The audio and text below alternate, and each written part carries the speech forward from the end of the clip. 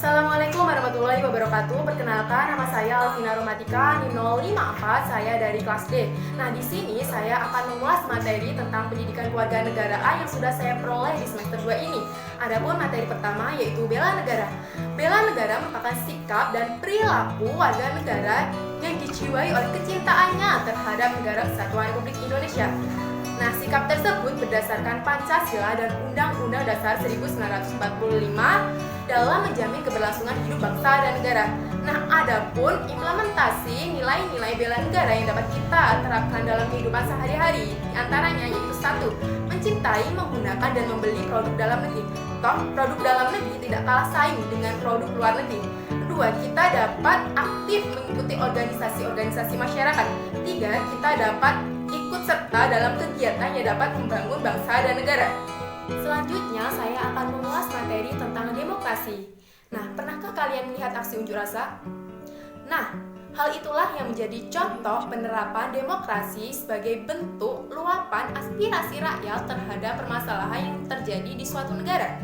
Artinya, demokrasi merupakan sistem pemerintahan yang memberikan kesempatan kepada warga negara dalam pengambilan keputusan, di mana keputusan tersebut memberikan dampak bagi kehidupan seluruh rakyat.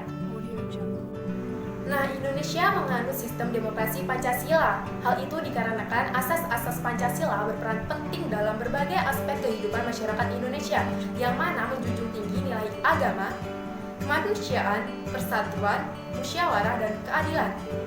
Selanjutnya, saya akan mengulas materi tentang warga negara. Berdasarkan pasal 26 Undang-Undang Dasar 1945 menjelaskan bahwa warga negara adalah orang-orang asli Indonesia dan orang-orang bangsa lain yang disahkan dengan Undang-Undang Dasar 1945. Nah, adapun hak dan kewajiban sifatnya fungsional, yaitu hubungan antara hak dan kewajiban saling timbal balik antar keduanya.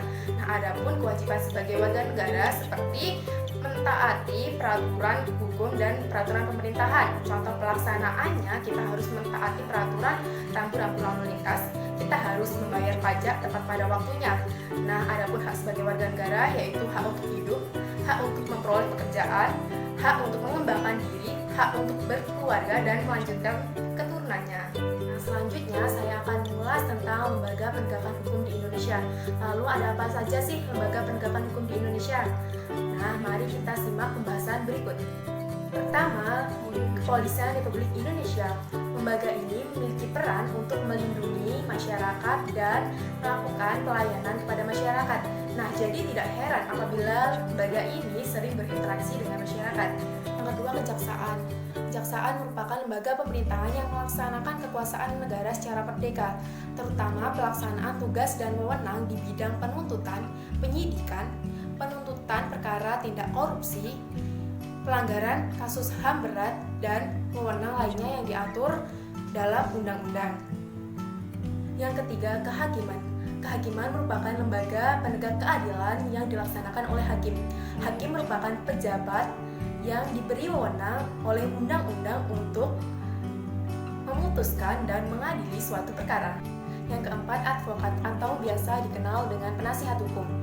Merupakan orang yang diberi kuasa untuk memberi bantuan hukum baik pidana ataupun perdata kepada orang yang memerlukannya.